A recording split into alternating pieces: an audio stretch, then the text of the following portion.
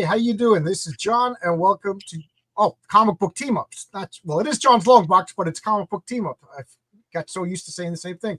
This is our Wednesday show that we alternate. Sometimes on the fourth page, sometimes over here at John's Long Box with my buddy RJ. How you doing, RJ? I'm doing great. Yep, and we're here with Tommy at World at War Comics. You got your comic on King. Your comic. I can't even talk today. I drank way too much coffee. Your comic is called Kingsville, and it's on Zoop. And I wanted to talk about that. But first, let's say hello to Fabrizio Aiello. This guy's stalking me. He's so amazing, though. I told him this a couple times. One of the best artists. I love him. He has a comic called Horace H. Hoover that I absolutely love. It's an occult. It's a humor, like I guess tongue-in-cheek occult adventurer in the 30s New York. It's everything that I want. Superheroes, monsters, H.P. Lovecraft. It's everything. And we got Zachtan here with the drive-by blessings. So, and then we got, let me put RJ's links in the chat. And we're ready to go. And so I just would be remiss in my duty if I didn't remind everybody that I have a comic, Heroic Tales. It's in demand on Fund My Comic. If you missed the Michael T. Gilbert cover that was on Kickstarter, I brought it over to Fund My Comic. And Fund My Comic is going to be my home going forward. I didn't have any problems with Kickstarter, but I think, I don't know, we're going to talk about platforms in a minute, but I think I diluted my campaign. I should have put all my covers, one shot, everybody get them there, whatever. Because I'm telling you, John, I saw that cover just the other day. The cover that you're doing for Kickstarter, it is amazing. Which one? Love that cover. Or the Gustovich? No, it's the one where he's fighting the bug man. Yeah, that's Michael. Well, now I got to show. So, got to show it now, John. Come on. I got to show it. It's like when you brag about something and you got to show it. I'll show everybody's covers. Why not? But this is my logo, and yes. RJ introduced, here's the Renzo cover. You can get that at Fund My Comic, and you can get that in Indiegogo. That's the back cover, which I absolutely love. But this is what you're talking about, huh, RJ? Yes, one. Yeah, that's beautiful. This is Mike Gustovich. And Mike Gustovich. Yeah, Mike Gustovich drew that. Wow. Yeah. Incredible. Yeah, it's so good. And what I love about it is here's the original right here.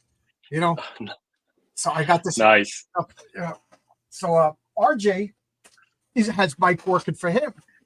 And of course, as everybody knows, anything RJ do, 6-7 weeks later, I do it, because let RJ do the hard work and contact everybody and break the ice.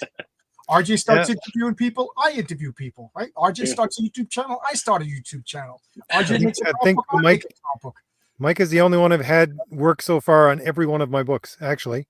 He did the inking for the last chapter of Thomas Valiant #1. He did the pencils for Rampaging Thor, which is part of Valiant Heroes.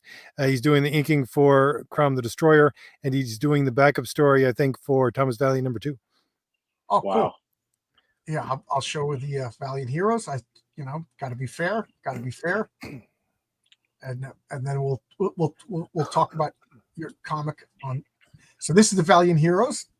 Nice. See, RJ hires Renzo, then I hire Renzo. You hire. Speaking of Renzo, look at that. That is gorgeous. Wow, incredible. RJ, do you ask him what he wants to draw? Do you ever ask? Well, I don't know. For the posters, like my scripts are pretty much set for what angles and things like that. But for the posters, we kind of go back and forth on what we're going to do for posters. Oh, this is Nick Axe. Nick Axe is another super talented guy. You hired Nick Axe. I hired Nick Axe. He's been doing my logos and cover dress and stuff for me and designing. Starting to see a trend here, John.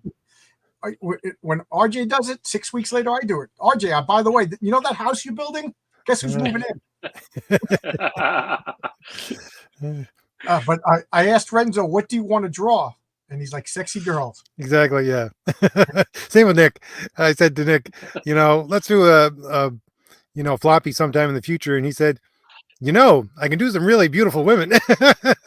He does. There's one particular image that Nick draws that I really really like. I think that's on Crom the Destroyer. I'll bring up Crom.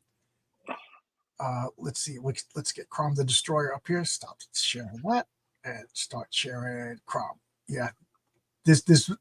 Well, there's a lot of Nick X images that I really like, but I think. Well, first off, that cover is just that is just so gorgeous.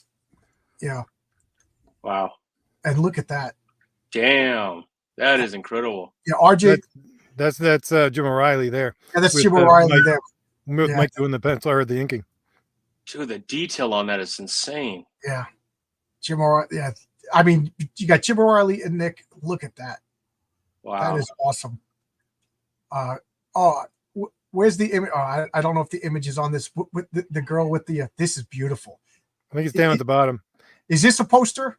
Yeah, that's one of the posters. I was gonna say because that should be a poster. That is it's the art for the standalone story, which is Morning Light. That is gorgeous. That is gorgeous. I this again. I love. Oh, I never saw this. Oh wow. That's the other. Yeah, that's the other piece of art for Morning Light as well, because there's two pieces of art to go with that. Oh, where's the one that you always post with the? Way down at the bottom, we get. Okay, so you know what I'm talking about then. Yeah, it should be way down. I think I have Nick's stuff. Yeah. Yeah, this is he draws such sexy women. This is great. And then there's one where she's like gloating over him. I don't know if I have that one posted here. Oh, but you know what I'm talking about. She's like leaning over. Oh, it's just gorgeous. But anyway, you know, again, I asked Renzo, what do you want to draw? Sexy women. So because we you know, Renzo's done with my comic number 1. He's working on number 2. And then number 3, I gave him a couple of choices. No, number 3 set in stone. Number 4, I gave him a couple of choices. And he was just like, he's like, dinosaurs and sexy women. I'm like, I got it. I could do that. I got that. So yeah, people are starved for beauty these days. So, you know, any chance we can get a beautiful piece of art, then that's all we need.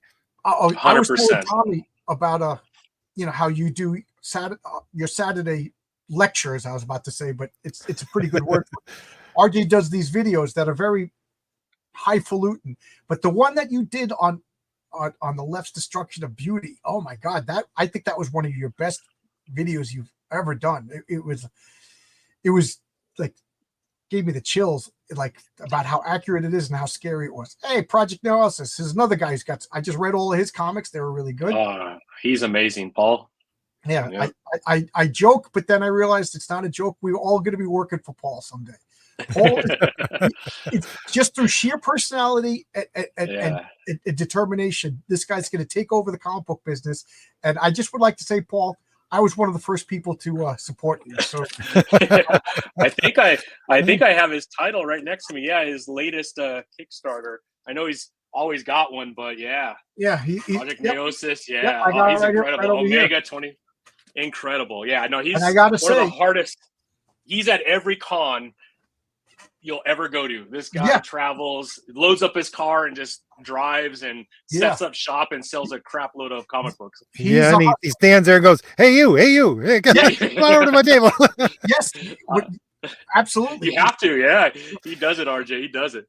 Yeah, he's got it down to a science. Like I said to him, Paul, you know, when I actually have a physical book in my hand someday, you know, because you know I'm not doing this full time yet. I'd like to be with you one day. He's like, yeah, I'll teach you, kid. And it's funny because he's like 16 and a half years old, you know, and teach this old dog to do tricks. Now him and his wife are everywhere, and they both have the pitch down, man. You're not walking by that booth without throwing an arm around your neck and sliding you over. You got to at least look, man. You got to look. He's good. He's good. And it looks great. Like what I say about Project Analysis is if you like Image comics, but with well-written characters and an actual plot. You know, it's so true. Because Paul makes no bones about it. You know, he started collecting with his early Image comics. So that's, you know, you make what you like. Me, you know, I started in the 70s and 80s, so I'm doing more of a Bronze Age kind of look, but he's doing he's doing a good job. So I got to give him kudos. And RJ, you like Sword and Sorcery, right? That's your Sword and Sorcery, and I'm a big X-Men fan, early '80s X-Men, so that's where the Valiant Heroes comes in. It's my sort of combination of the old JLA and X-Men at the same time. Yeah. I got homework. Again, I had, sounds like I'm bragging, but Mark Miller was on my channel, and after we were done, he messaged me and he's just like, "You got to read these Justice League comics, and then I'll come back and we'll talk about them." So and it was the George Perez Yes. Justice Leagues. Yeah. Can you believe I have them, but I haven't read them yet, so I gotta dig them out. The great thing about that as well is you get to see George Perez develop as an artist, because his early JLA stuff is pretty rough, but it just gets so much better just issue after issue. It's funny because the early George Perez, everybody kind of looks like a big baby. Like if you see his earliest stuff was in the White Tiger in those Deadly Hands of Kung Fu. Yes, Deadly Hands. Everybody has like a big baby head. They look really weird, and I think it was Marv Wolfman was going to fire him. Oh wow! And said to him, "You're not good. We got to get rid of you." And he was just like, "Give me another chance." And he busted chops and improved. And now it's so funny because George Perez, Marv Wolfman, that's like an iconic team. That's a combo right there. So it just goes to show you how, and he said he was very grateful. He's like, the guy gave it to him straight. "We're gonna get rid of you." And George Perez didn't cry. He didn't whine. He didn't turn himself into a victim. He just said, "I got to get better." I think he was married or just about to get married. And to George Perez's credit, he was married to a woman that was the model for Starfire. So he better earn those bucks to keep that woman. Reading that. That's encouragement enough to get better. Just that right there. Right. Sometimes my computer just things just pop up. So I'm going to bring up your campaign. So you got a campaign here, and you're on Zoop. I am. Which makes me think of Louis Prima, because that's how he says soup. So tell me about Zoop. You're the first person I want to talk to that used Zoop as a platform. So it's a comic focused platform. They only do comic books. I've had Jordan. Yeah, I've had Jordan Plosky on a couple times on the podcast, and just a great guy. Love him.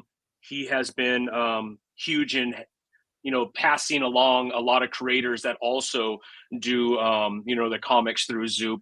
What's unique about Zoop is they're kind of an all-in crowdfunding group. So they do everything for you. They build this site for you. They market it for you. They do your fulfillment for you. They'll do the printing for you if you need the printing done. So literally all you do is give them the finished files, and they handle everything after that. They could do as much as you want them to do.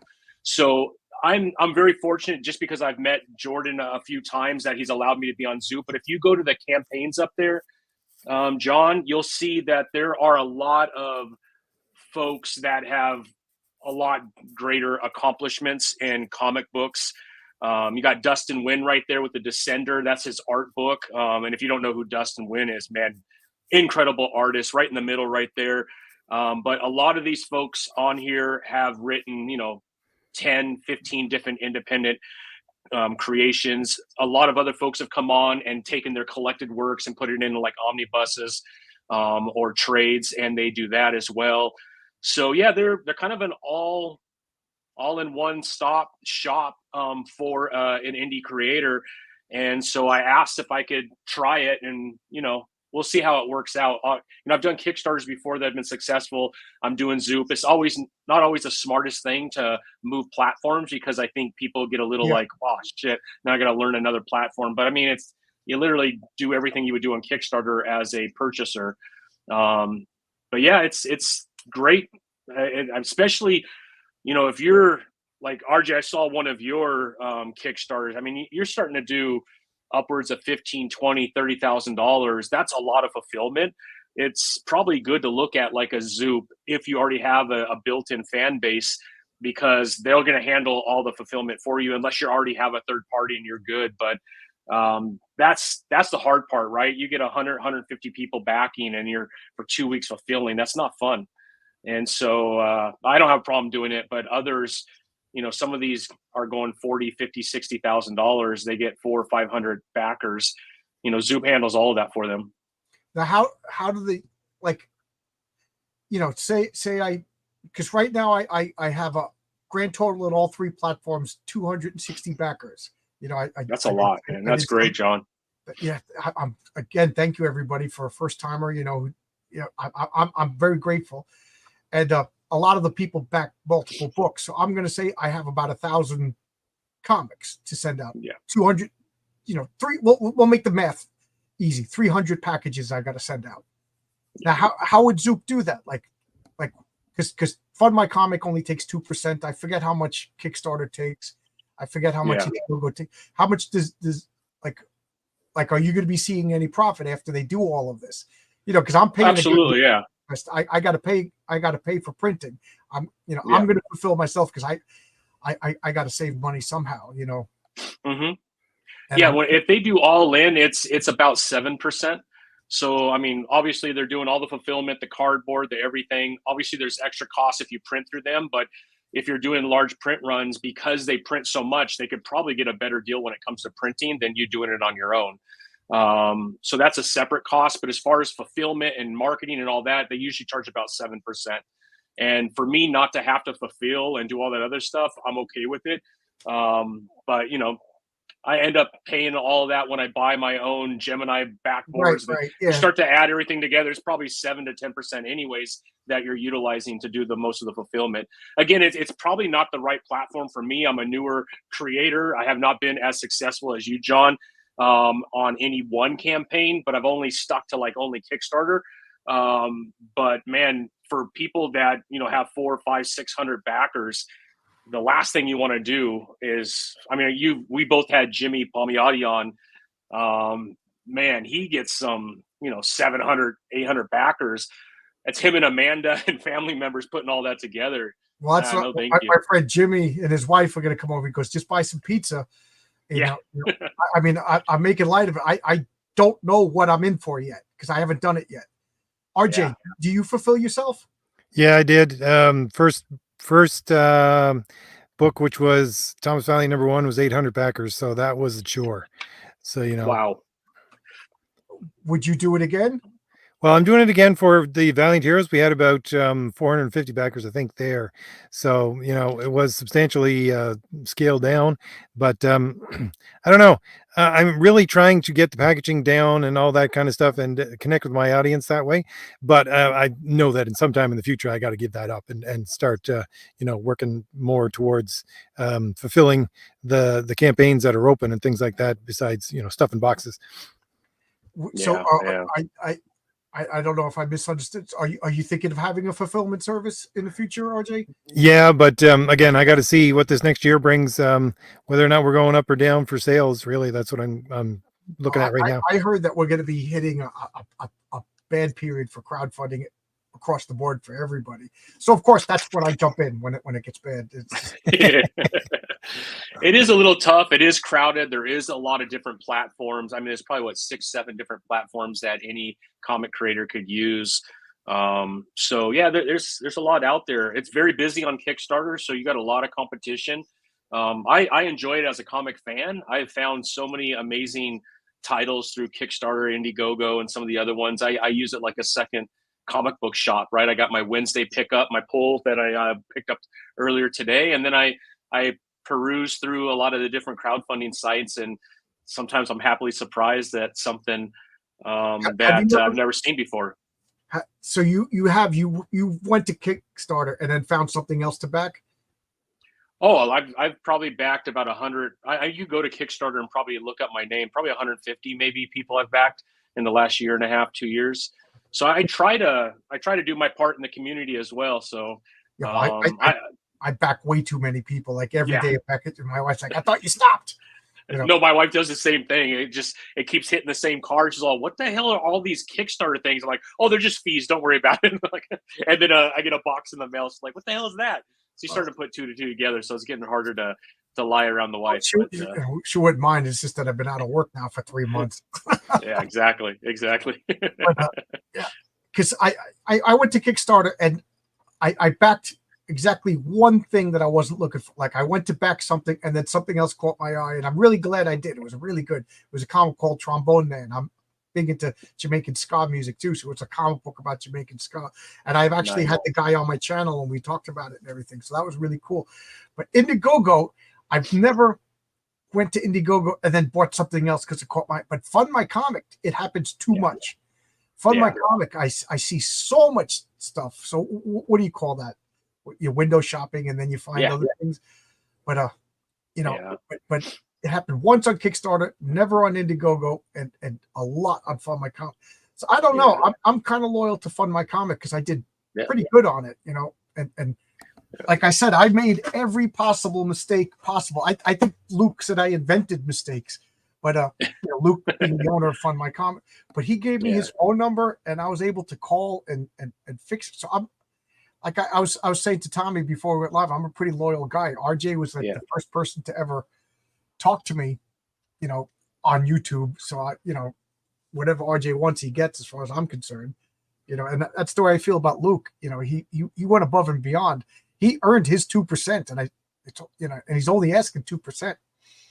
So I don't know, but at the same time, if all I could do is just send these guys my files and then go like this and start working on another comic, that's a really good argument at the same time. I mean, they're growing really fast, and they've gotten some pretty big names to come on over. So again, I'm not saying they're the best. I'm just saying they offer something no one else does. So it's something to think about. I Fund My Comic. I've bought comics off of there as well. I think I got yours though, John, off of Kickstarter when you first started. Yeah. But I know that you were on Indiegogo too, right? I'm on Indiegogo right now. I did. So Indiegogo is great as kind of your website, right? That could be your home, which is a great. Fund My Comic is going to be my home, like I said, because I know Luke. I've talked to Luke. I have Luke's phone number. You know what I mean? Like, I have a personal relationship with Luke. I don't know anybody from Kickstarter. I don't know anybody from Indiegogo, and like I said, you got to set up a bank account. I messed that up so bad that I was in a panic. I'm like, what's going on? And Luke's like, I don't know, and I'm on the phone with him and I'm turning into a raving lunatic. I mean, this is like 6 days into my campaign. There's thousands of dollars. Luke was on the phone and with Stripe, he fixed it all, on a group call, stuff that I was too, emotionally invested to figure out how to fix. I would never, if that was Indiegogo, I don't know what I would do. So I to me that was well beyond the 2%. So for me to leave Fund My Comic, it would have to be because they print and deliver, so I'm real curious about how this is going to work out for you. I really would like you to come back and tell me about, like, dude, I got hosed. I owe Zoop $1,000 for printing and delivery. You know what I mean? Like, You never know. Yeah. I mean, like I said, I've had Jordan on a couple different times. I'll be happy to pass you his information. He's one of the co-founders, John, and you could talk to him and maybe have him on your show too, and he could walk through the platform and share with you all that good stuff. You let me know what you want to do. Sure. I'd have no problem with that. But he's a great guy, and they all came together, created this site, and it's kind of a one-stop shop for an indie comic creator, and they only do comics, so it's not like Kickstarter. See, I didn't know that. I thought Zoop was like, I don't know. I thought it was like more like, I hate to say Kickstarter, like where they have everything. Stuff, I didn't know it was just comics. Just comics. Yeah. I mean, they do a lot of what they're really good at, and what they produce really well is like collected editions. So like I was saying with Dustin Wynn, who is an absolutely incredible artist. If you've never read The Ascender or Descender, it's all hand painted and water brush. I mean, it's absolute piece of incredible. Yeah, it's incredible artwork. And so they brought the Descender into a collected works, and they print it, and it's a hardbound, and their hardbound is gorgeous the way they do it. Again, he's been in the industry for a very long time. He's worked on DC stuff, so he's well known. So I think they drew almost 50 grand for his. It's just an art book of the Descender. Yeah, but he's got a fan base. He's got a fan base, right? So it makes a lot of sense that he uses Zoop. I'm just using Zoop because I know Jordan, and he said, let's try it out and see what happens. So it might not work as well for me. Maybe I'm over at Fund My Comic next, John. I'll have to follow you. And well, like I said, this is my first campaign. I don't know. Like I was just talking with Phil Diaz an hour ago, and I said, like, if I knew now all the difficulties and things that I had to do when I first started, I don't know if I would have made a comic. Yeah. You know, but I with the power of enthusiasm and naivety, I started working on a comic. You know, thousands of dollars later, a couple of hardships, a couple of setbacks. You know, it's so fun. But RJ, this is the difficult part. Like, this is the not fun part. Getting the file. I am so nervous about messing up these files and talking to the printer, and then they all say the same thing. Oh, this page of paper is 150 pounds, and I'm just like, oh, is that good? You know what I mean? So I'm talking to a couple other guys who, like, what I'm doing literally is looking at comics. This comic looks really good. What paper did you use? What color? What printer did you know what I mean? He's not talking to me specifics. I don't know. Yeah. Did you learn all this stuff on the fly? I actually got myself a printer, which is fairly close to me, who actually did. He's got beavers indie comics before. Trees, yeah, I know RJ. Yeah, they've done indie comics before for a fairly well-known indie artist, anyways. And I was able to say, okay, I just picked out and said I want this kind of paper for my floppies, and for the it's great because I just say this, and I just pick out from their selection because they have all the books that they've ever published. I always keep a copy of it, and I just flip through, right? So that's local, like you could go drive there and physically look at everything. Yeah, it's about an hour and a half away from me. So that is awesome. Yeah. I've been using Comic Wellspring, and they were really good at the beginning. Now they've gotten so big that the last campaign I had, they kind of screwed up a little bit. I mean, they corrected everything and reshipped out copies, but it made me like a month late, which I don't like to do, right? If I say the comic's gonna be done, it's gonna be shipped on this day, I hate going to anybody that backed me and said, sorry, it's gonna be a few weeks later because of a printer error. So I don't know what I'm gonna do when it comes to printing moving forward. But I've been using them. They were good. They were good for me for the first two. Is Zoop going to print all yours and fulfill yours? Yeah, I mean they're going to print for this one. Yeah, but where do they print? Do they have like? I'm not sure. Oh, yeah, they have some kind of I don't know if they own or have some kind of an investment into a printer, but they do all the printing themselves, which is awesome. Yeah, I just like I was. Who the hell was I just talking to? And they're just like, yeah, talk to local people. And I'm like, my buddy's brother-in-law. He prints for like Doubleday, and so I called him up. And his name is also John. I'm like, hey John, do you think you could print my comic? He goes, yeah, minimum order is 100,000. I was like, okay, goodbye. And he started laughing. I mean, that's the problem, right? That's why we all get kind of stuck with Kablam or Comic Wellspring, especially when you're just starting. You don't know what you're going to do, right? Maybe you get 100 backers, but you want to certainly order a little bit more so that you can sell them afterwards. But still, 200 is nothing to a printer. They're like, wow, that's a mistake, right? That's a oops for us. Man. That's what he was joking around. He goes, John, we'll do 100. He goes, we'll do about 2,000 just to make sure that the colors look right, just to throw away. Yeah. You know what I mean? It's an old fashioned, ink press. He goes, we got to get the ink right and everything like that. He goes, yeah. So, by the time we got the ink, we got to do like, because they print Marvel posters. They print like newspapers and circular flyers. So I was like, oh man, that would have been great. But Hey, well, I'm very fortunate on this one because I was able to get a couple artists that I've been working with and I've had on the podcast. So, our regular cover A is done by Dan Zay, who does the interior work. But then we got Jordan Noir, which I would encourage everybody. So you see that $10 one right there. That is Dan Zay. That one right there. Yeah, he is my interior artist. That's Thomas Gunner. And when you read the story, it's really about this island nation. And they are a mining nation, a small nation, a very proud nation. And they find a mineral. They don't know what to do with it. And then in the main continent, there's this nonprofit organization called AGS, the Alliance for Global Safety. and they're kind of the WEF, right? And so on the outside, they're doing all these wonderful things, but internally, they just want more and more power. And as they get their hands on this mineral, they find out it has properties, and they could create superhumans, and they start to build out a team. They're giving a superhuman to each nation that joins them, and then they're having these superhumans really go after anybody who has any kind of view outside of their view. And to most of the world, they're like, wow, these people, you know, they're helping with trade agreements, they're doing all these great things. But behind the scenes, man, these are some evil group of people. And Kingsville is like, who are we selling to, man? I'm not sure we're doing the right thing here. And they start to cut them off, and that's where the war is about to begin. But those are the 3 covers right there. You have Dan Zay on the left right there. In the middle, I encourage everybody to go follow Jordan Noir on Instagram. He just got signed by Image Comics, so he's doing stuff for Top Cow, for Todd McFarlane. That cover is a banger. It's awesome. And then the last cover C, is by Omar Francia. You could follow him too on Instagram. He's worked for DC. He's worked for Marvel. He's done a bunch of stuff in the past. And I got a couple of my issues right here. This is so that's an older image of issue 1. I do have some of those left on the left right there. That's Collapse. He's one of my characters. A big, giant, slow guy, very powerful. You don't want to be in front of him, but he could collapse into a pool of liquid and he becomes pretty quick.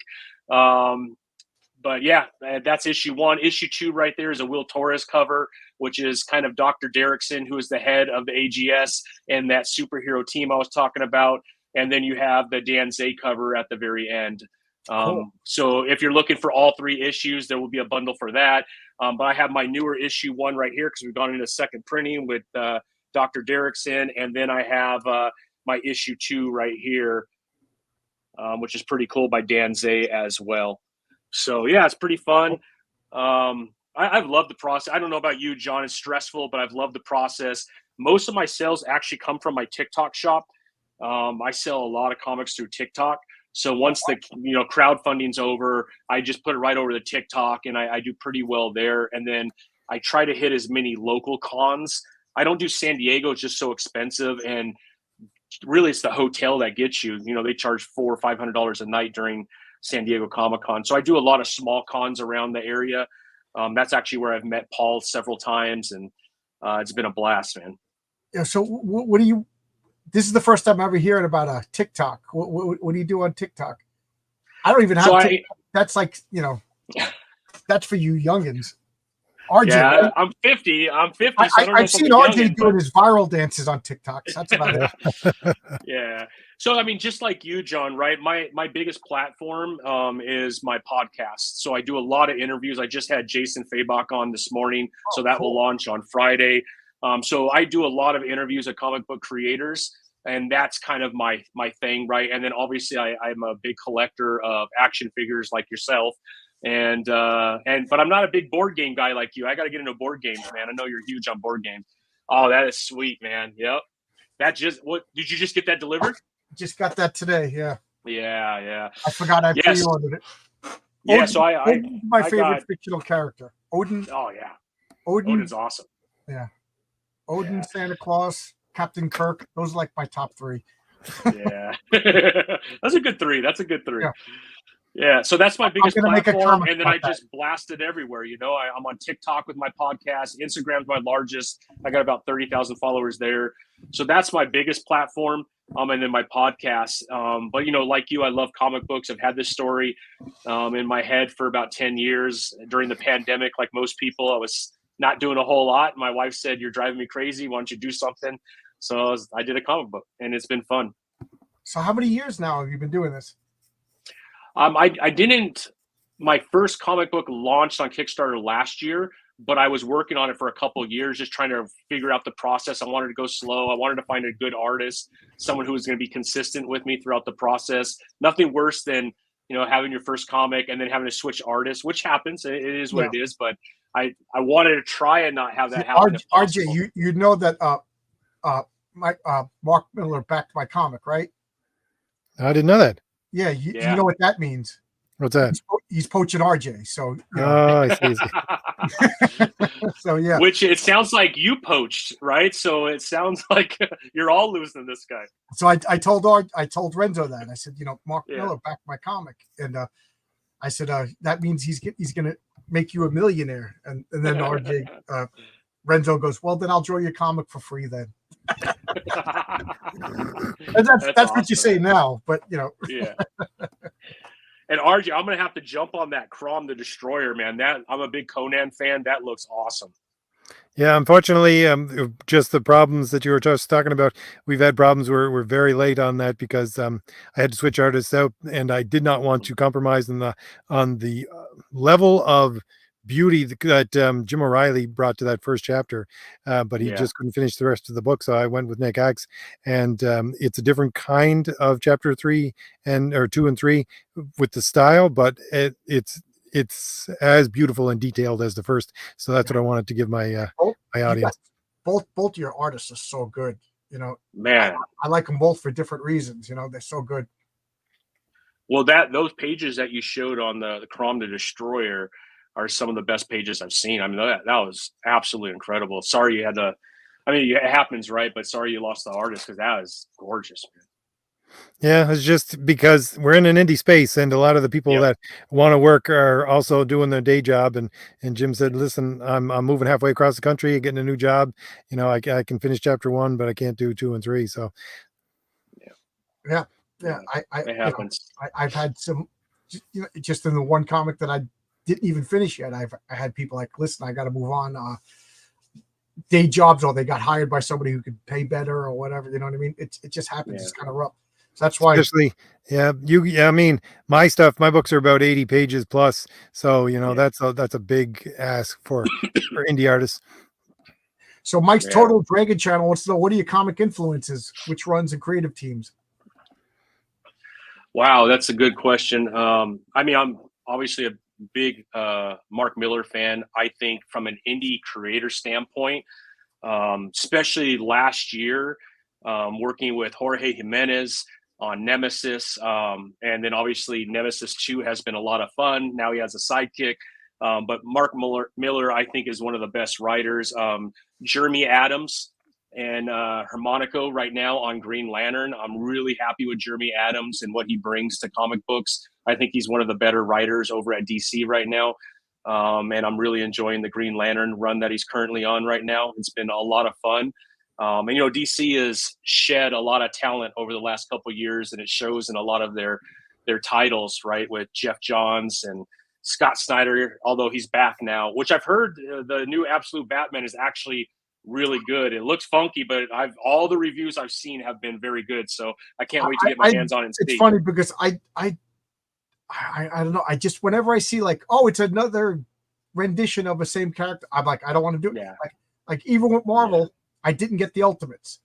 Yeah, you know? I was like, I want, this is the Avengers. You know, this I don't want Ultimate Spider-Man. I want this Spider-Man to be good. I don't want Ultimate, you know. And then they all end up getting canceled. Like, where's Ultimate Spider-Man now? Where's the Ultimates now? Like, it's like, oh, cool. Well, I think Ultimate Spider-Man is still doing pretty well. I think they it's just outselling. You know, they're on issue 7, right? They're on issue 7 now. They did Ultimate Spider-Man, what, like 2002, and then it got canceled, and now they're starting it again. So it's like, to me, this is like, I don't care. It's the second string. I want my mainstream Spider-Man to be good. You know, why are you doing it? You know, if you're getting John Hickman to have Mary Jane and it's selling, that's what you should be doing with your mainstream Spider. Your second string Spider-Man, that's where you should be doing the weirdo stuff. Exactly. Yeah. Couldn't agree with you more, John. I mean, they got it backwards over there. Yeah, they had Cannibal Hulk in the Ultimates, and it kind of worked because that wasn't the real Hulk. You know. Yeah. So whatever. I mean, that's where you try new things, right? In these old alternate universes, and you see what sticks. So I agree with you. I don't know why they're not taking that story just to mainline and then the 616 and then moving all that other weird stuff over to Ulta. I couldn't agree with you more.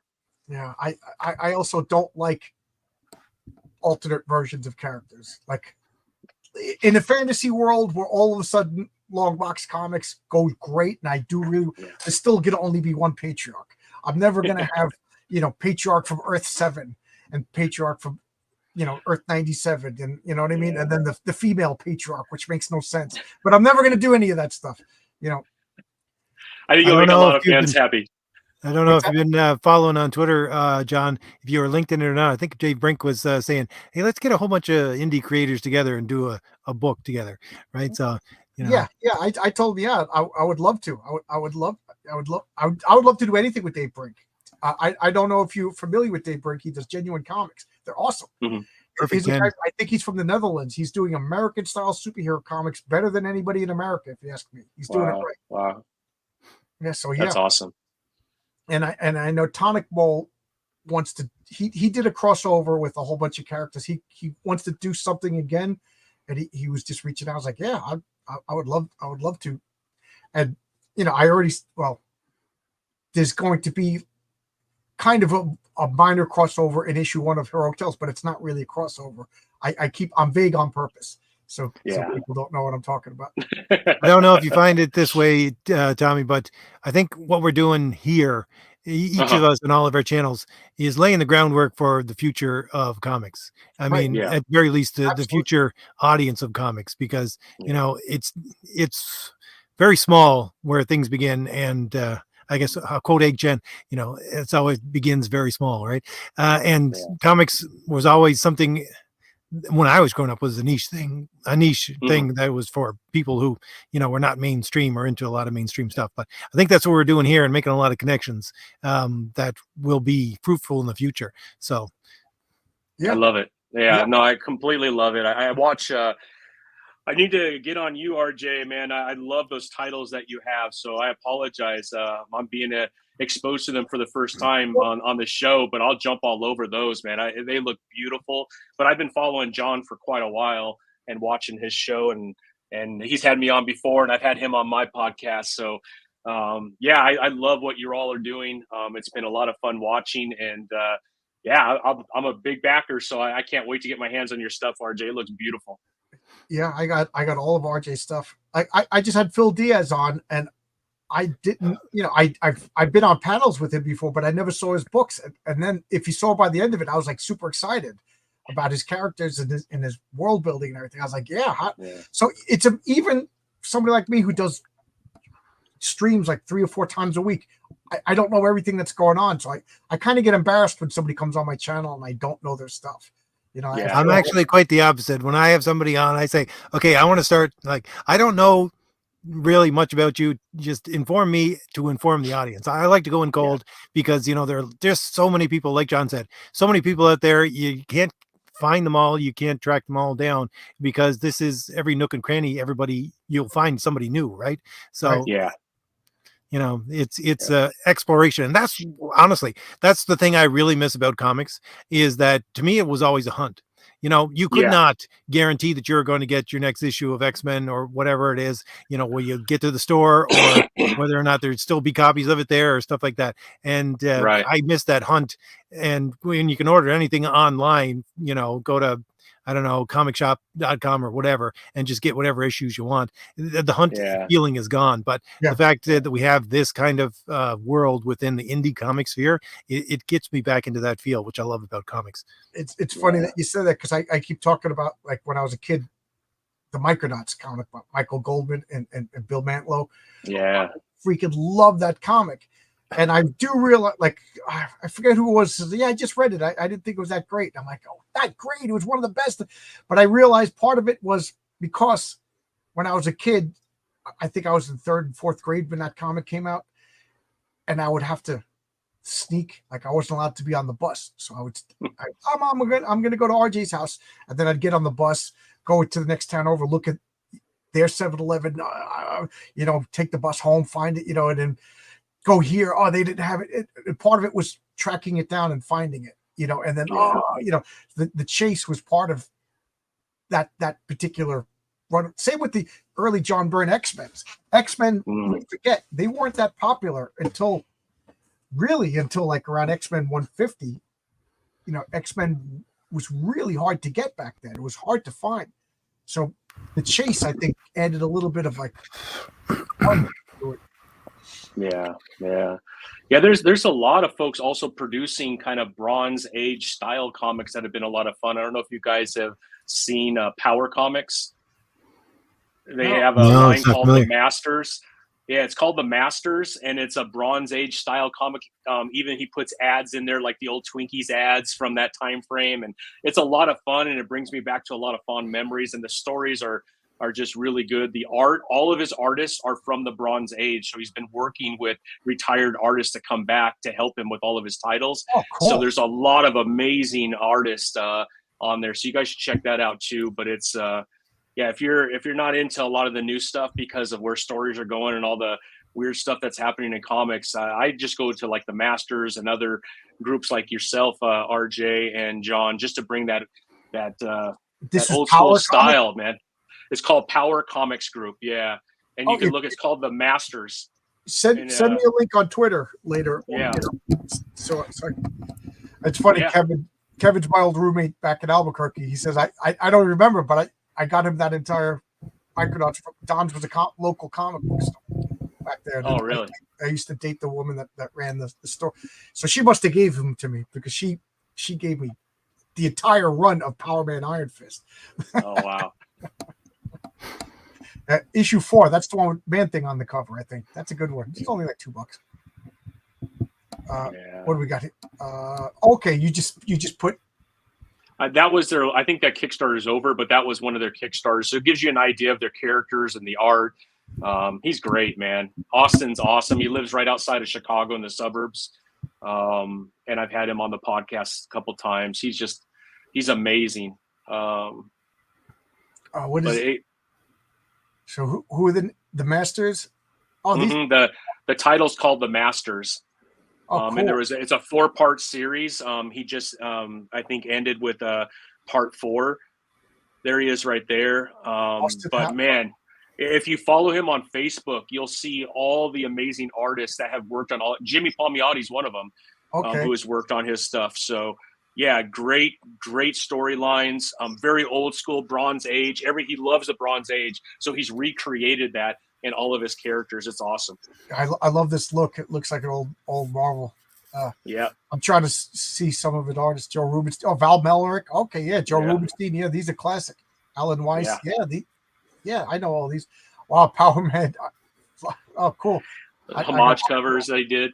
Yeah, check it out. I mean, he just. When you're talking about RJ, those style of comic books, I could not agree with you more. And so I'm always looking for stuff like this that I could really get into. It's a lot of fun, and I'm not afraid to hand it off to one of my grandkids either, because I know it's going to be appropriate for them. Cool. Yeah, it's one of the things both John and I are adamant about. I think, speaking for you, John, is that if you want to draw in more people to comics, you got to make them for all ages. You just have to. I'm big into all ages. I'm like a broken record. Like the Dark Phoenix and Hellfire Club, that was all ages comics. There was a lot of suggestive stuff that I didn't get as a kid, and then when you reread it as an adult, you're like, but yeah, they didn't shy away from it. Yeah, there was some real creepy stuff back in old Marvel, like Avengers 200, the creepiest comic ever made. If anybody wants to reread that, I'll let you discover that on your own. But that was an all ages comic. There's a lot of suggestive stuff, but they did it with, like some storytelling and like I was talking with my nieces and nephews, like Led Zeppelin had some suggestive song, but they disguised it so like you could listen to your grandmother, can hear it in the supermarket, and then you're like, wait a minute, are they really talking about this? And they're like, yep. And then you turn on like Nicki Minaj, and it's just like, where's the subtlety? This is like frying pan to the face. Yeah. I don't know. There's a lot to be said for subtlety, panache, and a little bit of like I don't know what's the word. Discretion. Yeah, there you go. Yeah. I always, I've said over and over again, but I always think that the limitations that you have to work under is what makes you more creative. Quite honestly. Yeah. Good point, RJ. Yeah. My comics are a little bit more adult from a gory standpoint, but I stay far away from like sexual situations and stuff like that. I just don't think that's necessary. But I'm also a big Conan fan, and I'm really loving everything that's happening with Jim Zub right now. I feel like his career has just blossomed under Titan. Yeah, I got all. I think there's 12 issues. I got 11. I'm missing number 1. I got to pick because I can't read it. Number 1 because I'm a crazy person. Yeah. Yeah. So here it is. I mean, I appreciate you popping that up there, John, and thank you for giving me a platform just to share it. But yeah, it's a lot of fun. The war begins. Things will get really, really crazy. Some really awesome fight scenes. Dan is a great artist, and he's been a lot of fun to work with. And the first arc is going to be 4 issues, and so we only have 1 more after this. And I've been working. I don't know if you guys know Wham Stand, Moose over at Wham Stand, but he helped me produce these standees, so it has my emblem on it, and it slides right into here. Oh, okay. And you could see all the. I mean, it's well done, 3D printed. So these will be rewards when we're hitting goals. He also did some keychains for me. So there's a lot of stuff. He could produce anything, and for comic book creators, if you're looking for rewards for your, fund my comic or whatnot, he's very, very good priced. So I could definitely help you with that. I don't know if you know Marvin Wynn from the Edge comics. He's making like that says the Edge, like the name of his comic. So I have, this is Wham Stand right here. Yep. These hold comic books. So I take these to, and they pop out. So I have, I have a Titan one. I have a Ghost Machine one, because I'm really loving what Ghost Machine is doing over there with Jeff Johns and all of the team over there. But yeah, you just slide them on there, and I take these to cons and I put all my comics in it, and it just looks beautiful. But he's done a lot of really cool stuff. Trying to think of what else I have around me. Everything else is boxed up, but yeah, anything that he'll do anything. I mean, he owns like 5 3D printers in his garage, and all he does is support comic books and comic book creators. So awesome dude, man.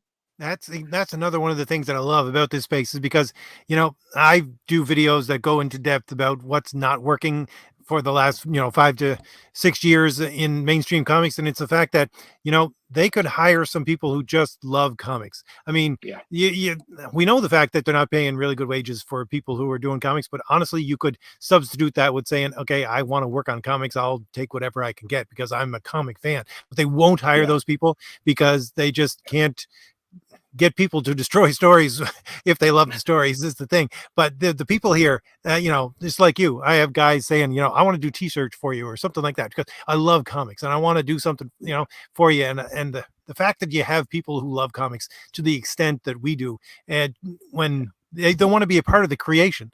And again, that's a part of old comic collecting that I love. And I don't think you can get that in many new comic shops. Yeah. Unfortunately, you're right. I just couldn't agree more. This could be mean, but I just wonder how many people working for Marvel right now would still make the same exact comics if they knew they were putting their own money up for risk. I'm putting my money up. Yeah. I'm literally putting my money where my mouth is. Yeah, unfortunately, with them being owned by multi-billion-dollar conglomerates, I just don't think Marvel comic books are that important to Disney, right? It's such a small piece of their overall P&L. And if you look at Warner Brothers, unfortunately, DC is a small piece of their entire P&L. So I don't even think they have eyes on it, to be quite honest. And so you get people coming in there that maybe don't have the experience to lead, especially from an editor standpoint. They kind of just let things happen. And that's why a lot of their comic books aren't in the top 50 when you look at it. I think Marvel has some in the top 50 mainly because they have amazing runs like Spider-Man, where people are trying to keep that run going. Oh, I got friends that still buy Batman and Spider-Man, but they haven't read them in 10, 15 years. And I'm like, I said, you're the reason why comics are so bad. And he's like, oh, man, because you don't read them. You're just buying them out of habit. Yeah. And if you're one guy, there's got to be thousands of these guys that just And I watched a video just came out last month, John, talking about the exact same kind of thing, about the fact that the market for slabs is just tanking right now because you had all these people that were getting into buying slabs because they thought they were being comic collectors, but they never were able to read the comics, so they never actually got into comics themselves. And so now that the luster has gone off of buying slabs. Nobody wants them. They have to crack them open and sell them for just raw comics if they want to make any money back, because you need fans. Yeah. What do you, Tommy? How do you feel about CGC slab comics? I mean, I own like I have my Conan issue #1, my Roy Thomas that is slabbed. So, and I do that more for protection. I'll never sell it. That's one of my favorite comic books ever. So, but I probably own a few that are slabbed. My Invincible one is slabbed, but I'm not a big slab collector. I probably, it's been a couple of years since I bought a slab. I don't like to do it unless it's something that I just want to make sure stays protected because it's a big part of my collection. But I read my comics, so I like to read them. I do it every Sunday called Sunday Comics. I watch it, yeah. And people were freaking out because I took out my copy of Fantastic Four #1, my X-Men #1, my first appearance, Journey into Mystery 83 and stuff, because they're comics. And a lot of people said in the comments, I've never seen the letters pages. I've never seen the ads before. Yeah. You never see that. But I also understand, if I could sell that Fantastic Four, I don't know, for a couple of grand. But if I slabbed it and got a number on it, I could probably literally quadruple what I could get. So yeah, I wonder anymore though, John, because of everything that's happened with CGC. I mean, they cannot get themselves out of bad situations ever since that first issue happened where someone inside was switching things out. There's so much distrust with CGC, really? And then more information just came out that it's a lot bigger and broader than everyone thought. It's really hurt the slab market, and I think that's good. I think that's good for comics long term, right? Because I don't like it because they're not comic books anymore. And if you collect slabs, you don't collect comics. You might as well collect baseball cards or posters or something. But don't say you collect comics. Yeah. And to me, if you don't read comics, you don't collect comics. Yeah. Just yesterday, my buddy Roy came over. Roy, if you're watching, that was a lot of fun. And we played a board game. We played this game, Zaya. Okay, just so everybody knows, we played board game. And he brought his buddy over, John. And I'd never met him before. And we sat next to each other. I'm like, hey, I'm John. And I just asked him, are you into comics? And he goes, you're the guy that's making a comic. So he got all excited that I was making a comic. And then he goes, oh, I've loved comics ever since. And he said his first comic, he talked about where he was. And I was like, that's a guy that likes comics. He remembers where he was when he bought it. He remembers what comic it was. He remember everything about this comic. You know what I mean? And I just met this guy and I instantly knew he was a comic collector. And then there's I feel bad saying this, but my cousin, he's like, oh yeah, I just got into comics. And I was like, oh, okay, what's comic? He goes, yeah, I just picked up the Peter Parker Spectacular Spider-Man #27. I was like, oh, what did you think of it? He goes, I didn't read it. I'm like, okay, so when are you going to read it? He said, well, it's a key issue. I'm like, well, why is it a key issue? He goes, well, it's a key issue. And we're running around. I'm like, so why did somebody told you it was a key issue? So you bought it. But he's like, yeah, I'm going to slab it. I'm like, you're not a comic collector. I said, do you have no idea why that's an important comic? He's like, well, it's a key issue. I said, we agree that. Why? And it's because it's Frank Miller's first Marvel comic. I said, I know that off the top of my head. And I can describe the cover to you. I can describe the panels to you because I read the freaking comic. I said, you're not a comic book collector. You're a speculator. And speculators almost ruined comics in the 90s, and you're going to do the same. And now when people tell me slabs are bottoming out, I get schadenfreude. Yes, guys, I'm not perfect. I have mean qualities, and I'm getting schadenfreude that all of these guys who are buying slabs are bottoming out. One guy got I bought Avengers #4, the first Captain America joining the Avengers. It's the first Silver Age appearance of Captain America. I bought that and it was slabbed. It was 8.5, and I was, oh my god, I was so mad. I couldn't believe it was slabbed. I wish I had a channel because I ripped that thing open, and I read it, and it's in a bag and board in my box. If I had a channel, I would have filmed myself opening up slab. I really, it's not collecting, but at the same time, I feel like a hypocrite because when I retire, will I slab some of my comics because I might need the money. I don't know. But I also, there's no way in hell that I'm not going to get a Heroic Tales #1 slabbed that I could have as a keepsake because that's my first comic. Yeah. But I'm doing that as a nostalgia. I have no intentions of ever selling it.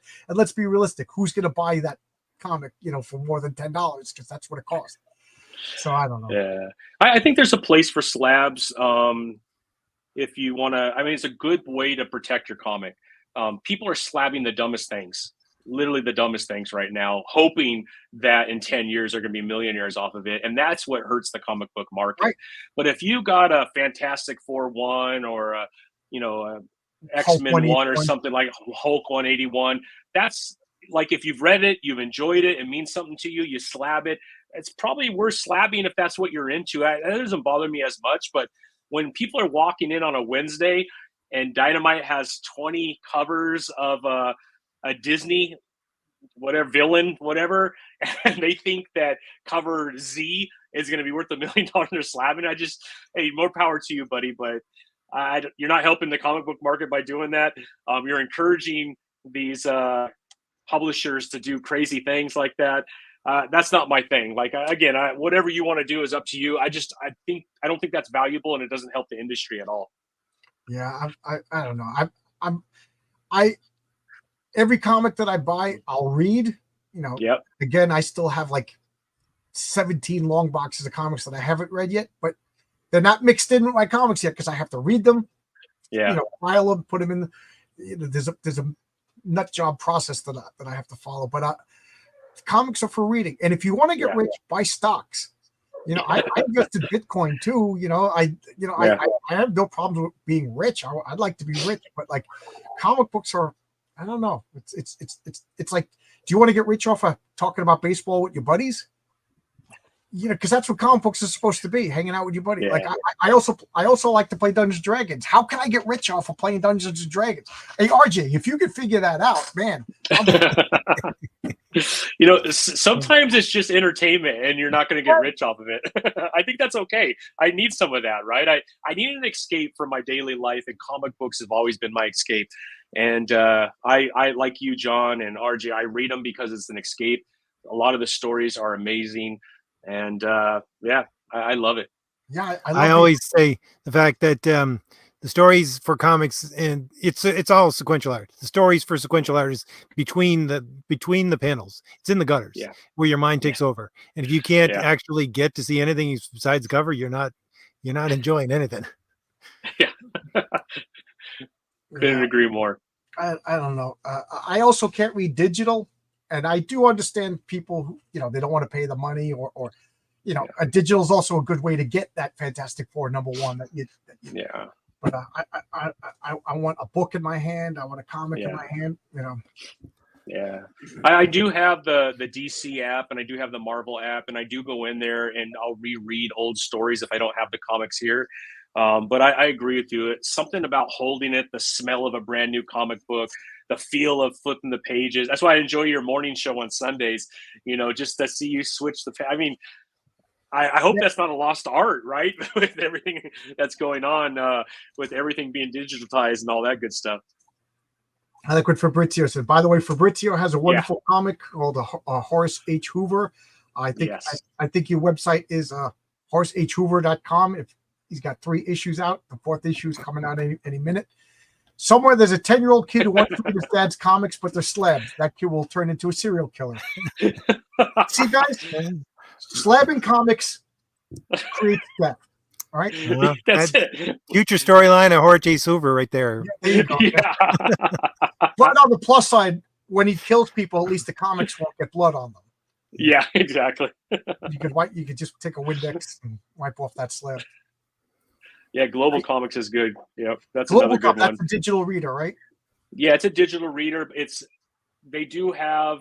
It's all indie, right? They have some image, but they have a lot of the indie stuff, and it's great. I have my comics on there too, so you could upload it and you could charge people or put it up for free or whatever you want to do. But it's another good app, and I use that one quite often as well, for mainly AWA and some of the smaller publishers.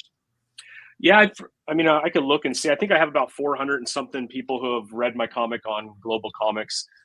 That's the only digital. I have 2 digital platforms. I also have it's called Comics App, and they're out of Australia, and so I do have some readership for like upside down, right?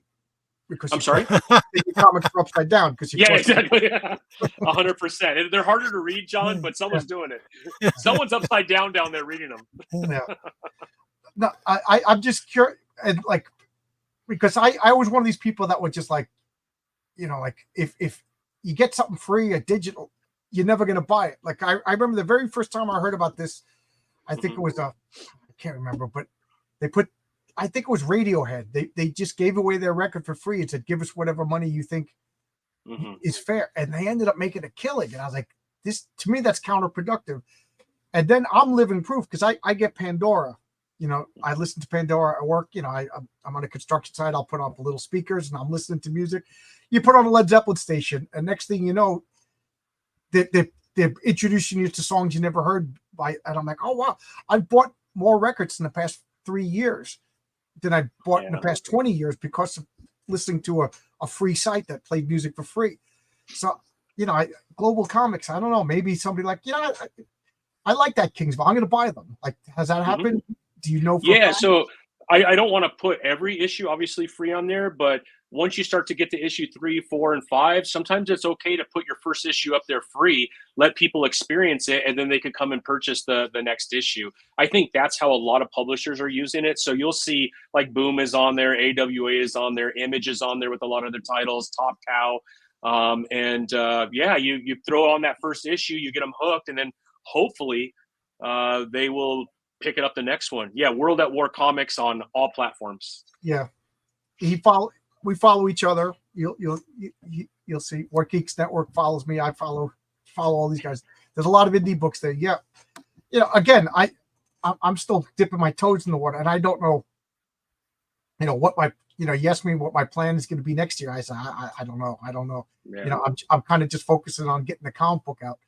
And again, if I had known now all the troubles, tribulations, and expense, and then the way everybody except for us, all this fighting and drama, I probably wouldn't have done it. Craziness. Yeah. It's craziness. It's not helpful, but people are people. I don't know. I'll be honest with you. I just mind my business, man. I love comic books. I learned the hard way to mind my own business. Yeah, no, it's tough. It's hard, man, because people say things and I'm just, blood is coming out of the side of my mouth. I just try to stay out of all of it, man. It gets crazy. I just love good comic books. Give me a good comic book. I don't care who published it. I'll read it. Speaking of drama, I'm going to have to make a dramatic entrance here, John. My stream will start. We'll talk about you as soon as you leave. That RJ. Nice to meet you, John. Nice to meet you, RJ. I'll be purchasing your books, man. They look amazing. Thank you very much for being on. Yep. Yeah, I'm going to be leaving soon too. But like I said, I see all this drama online, and I'm like, how does this help sell comics? It doesn't. It doesn't. It just people hate politics because it's so divisive. And then you try to go to whether it's movies is your thing or sports is your thing or comics is your thing. And all of a sudden you go there and then all of a sudden the same drama you're trying to escape in a different format is right in front of you. You're like, where can I go to not have all this drama go on around me? Well, you can go here. John's Long Box. You can go there you go. Exactly. I only talk about comic books that I like. Obviously I read comics that, oh man, I really didn't like that. I did it 4 times, 2 times nobody cared. Yeah. The second time people are like, oh good, he's one of us. He agrees with me about this. I'm like, no, I just didn't like it. And the 4th time people attacked me. So what do you do? I had 4 negative reviews and it created a inverse tachyon pulse that tried to destroy me. But whatever. So whatever, John. I'm gonna go eat my dinner now. Yeah. Yes, I cut my own hair. Kevin's busting my chops about my haircut. When you're 3 months out of work, you cut your own hair. Exactly. Yeah. Well, John, I can't thank you. I can't thank you enough. We'll address this last comment there. The price of comics and the price of independent comics is high. I wanted to keep my comic book as low as possible to the point where it probably bit me in the butt, but whatever. Yeah. I agree. Comic books are expensive, and why would we be doing this if we didn't like doing it? Yeah. Are you rich on your comics yet? No, Yeah, I don't make. yeah, not me, Yeah. not me. I don't even think I'm whole. I just love doing it. Yeah. So it's been a lot of fun, and it's got to be a passion. But I don't see comic books coming down anytime soon. Like if you're noticing bread is 30% higher, if you're noticing gas is 40% higher, trust me, paper is higher too. So Yeah. it costs me $3.50 $4 to print a comic. So I can't sell it for $5 or I'm in worse shape than I'm already in because I got to pay my artists, right? Yeah. Oh, Yeah. well, Nick Cricky wants me to plug his comic, The Nightsayers. What format is it on? Because we're just about to get to Ed now. So just type in what platform The Nightsayers on. We'll give you a little plug. I want everybody's comics to succeed. I literally, when I sit down to read a comic, I want the comic to be good. Just like when you go to a restaurant, who wants the comic to be bad? I'm cheering for everybody.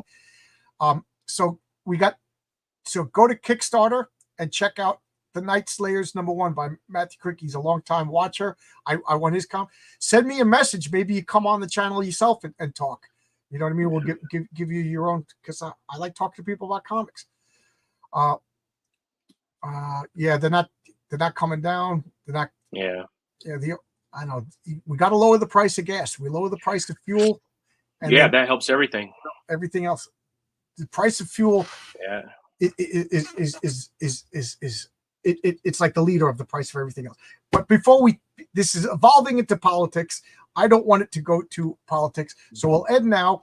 I'm real curious about the platform Zoop. Again, I'm very loyal to Fund My Comic. So for me to switch, I would love to have you, because this is your first time on Zoop. I'd love for you to come back and tell me about your experience. If you don't mind talking the numbers, like, it worked out really good. All I did was send them because if I could just send somebody a file and then get to work on the next issue, oh my God, that's great. Yes, I have Facebook. I have 2 Facebooks, so make sure you don't do my my professional one. Thanks a lot. I'm gonna close this down, and I really am curious about Zoop as a platform. Yeah, absolutely, John. I will definitely update you on that, and I'll send you Jordan's information on the side if you ever want to bring him on and talk to him. He's a great guy. Great guy. Cool. All right. Thanks a lot, everybody. Thank you, John. Thank you, everybody. Bye-bye. Talk soon.